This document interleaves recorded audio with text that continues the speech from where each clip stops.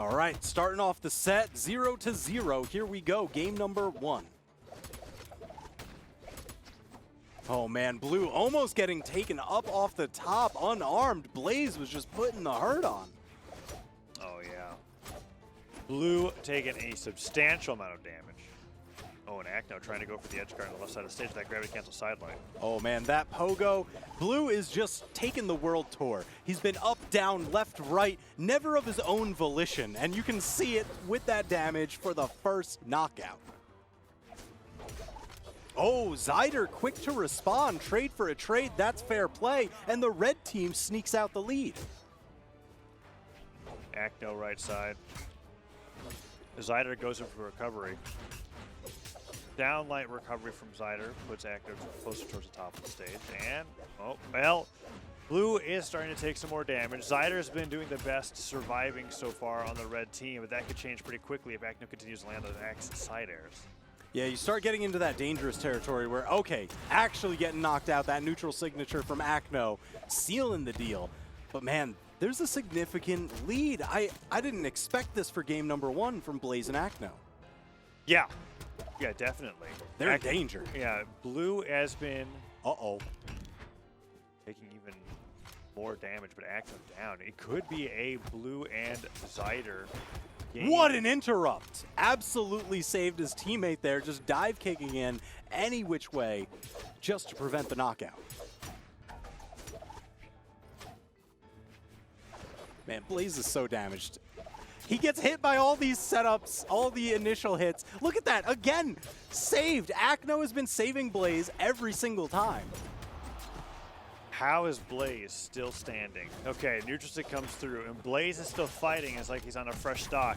And Blaze got a knockout. Great. He got a knockout before going down at what had to have been like at least over 200 damage onto his character. That was crazy how much damage he's taken. But Acno now has to play the survival game as Zyder's fighting against Blaze on the left side of the stage. Acno falls to the neutral light. Zyder trying to go for these neutral signatures and getting punished by Blaze as he tries to get a gravity cancel sidelight after the first 2 hits that he got. Uh-oh, Acno. Gets through the weapon toss. Zyder unarmed for a moment. Gets chopped around. That's a ton of damage. Looking for that quick handoff. Man, Acno's done a great job surviving. He's taken a little bit of damage, but man, he has dished out that and more. Neutralite hits Blaze. Gets hit towards the top of the stage. Doesn't go down though. Acno has still survived. Okay, who's going to go down first? Looks like it's going to be Acno for game 1. Blaze picks up the spear. Now, Blaze isn't exactly the player that I would think of on this team to clutch out 1v2s, but let's see. He does have the best stage to recover for it, right? If this was Shipwreck or Apocalypse, a little bit harder to make it back. Oh no, no, Blue. So quick to catch him just as Blaze was peeking over the edge. Yeah, that is a whole, that's a whole, I don't know what I'm trying to think. A little bit of a mini game there, yeah, you know? Yeah, so like the game, the skill that it takes to watch and react to how many jumps your opponent has left on the wall and when they would tend to try to get back to get their jumps to refresh is a whole thing in Brawlhalla. And the players that succeed the most at edgeguarding are the ones that are able to look at their opponents and in between predicting and reacting their tendencies, reacting to the tendencies, could get those stocks really early on. And Blue didn't need his teammate to be able to get that D-light there. He found it right as Blaze tried to get back to the stage and took him off the top. And now Blaze is back to the old Grim, having the lance and axe rather than the spear and axe that they got from being on Brim. Yeah, and I'll tell you, oh, wait a minute. In danger, Blue skirting around to the opposite side for safety, but that left Zyder alone to get beat up. Now they've got the damage lead Blue team. This is a complete turnaround from last game. Counter hits, weapon throw hits. Blue, can he make it back? He can.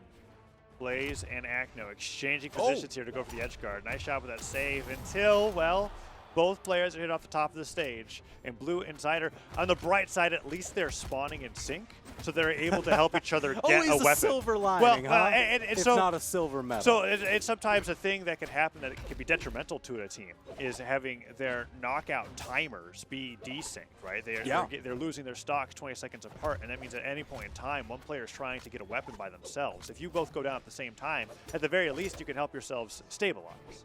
And we saw that there as they were able to take down Blaze, and they were both able to get a weapon. Acno still on 3 stocks right.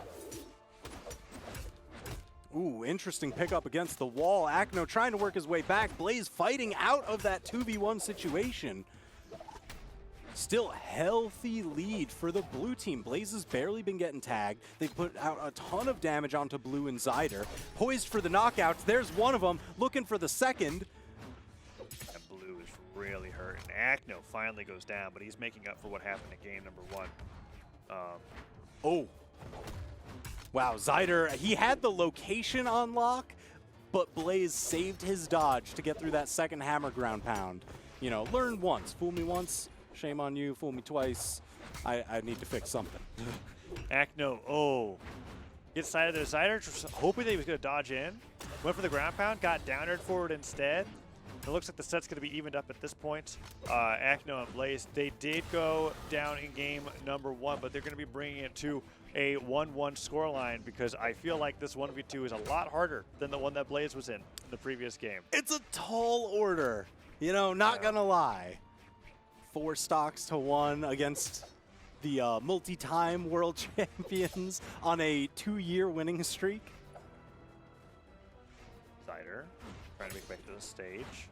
He's not quite at the amount of damage to where putting that much effort into reacting to him getting back to the stage is worth it. They still have to get quite a few more hits. And Zyder's definitely happy that the Mammoth Fortress platform's on that side of the stage right now. It means he doesn't have to lower the timer on his wall slip. But that danger. Yeah, that was a little crazy. Maybe it was a bait. They descend for the double stack. Zyder going again for a ground pound. All right, he's living dangerously. Yeah, he's living so dangerously that wall slip's activating faster and faster, but he does get the recovery onto Blaze. He's really putting the effort in here, and he has not taken too much damage, honestly. He's making Acno and Blaze really work for this 1v2. Yeah, I mean, he has been threading needle after needle, just every time, getting that hit and run, build up the damage. He scored the 1 knockout. Acno's kind of that main target now. Oh, perfect handoff. That's going to accelerate this for sure.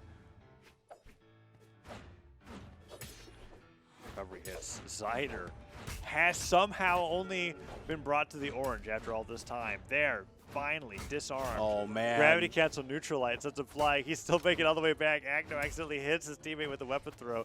Zyder finally read the dive kick and closed it off.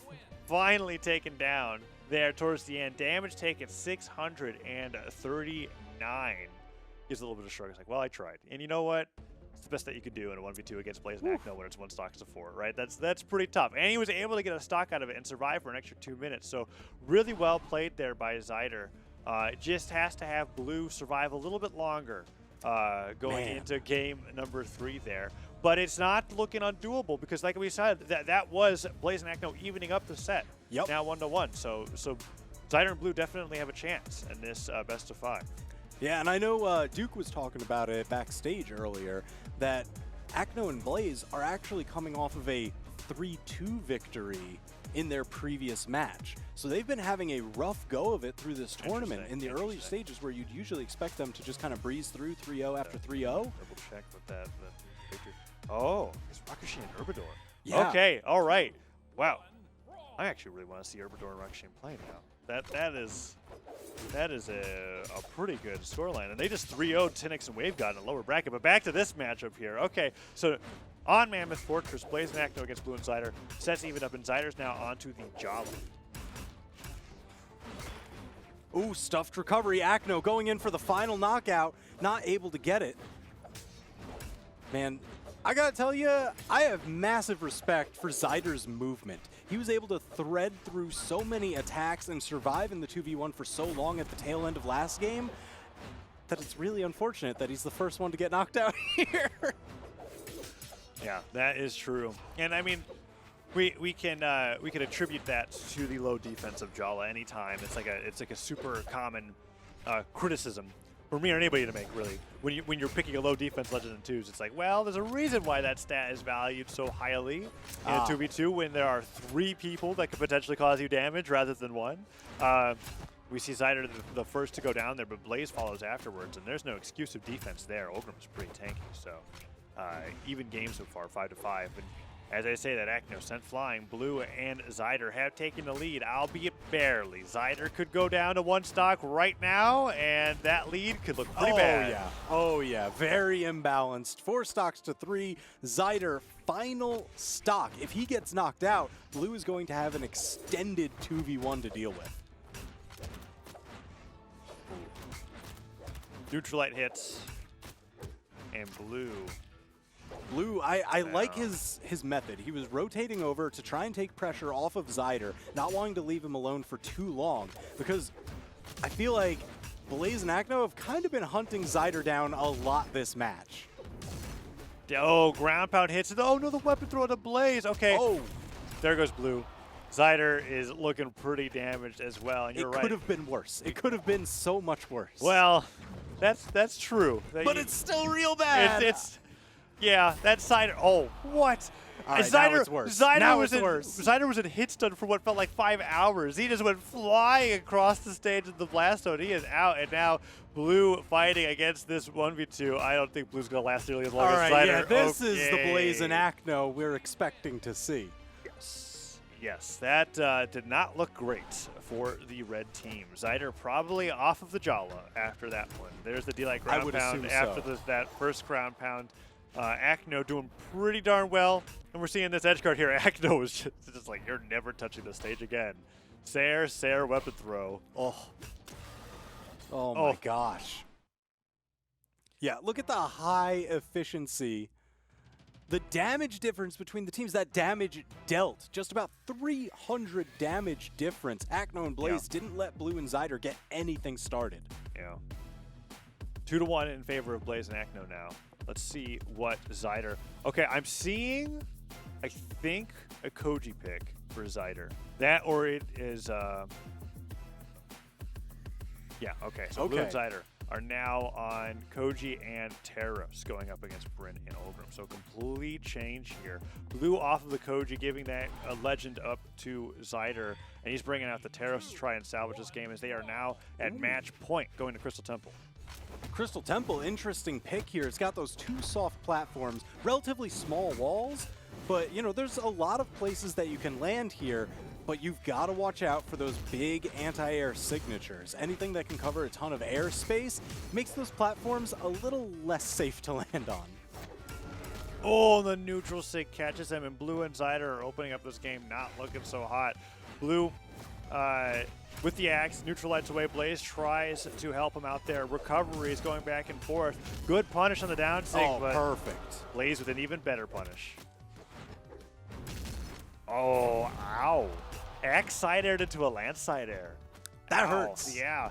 That really hurts. That's a lot of damage. He goes sent flying. Sidelight, D-Light, side air. Oh, Zyder comes in with the revenge hit, but it's a little too late.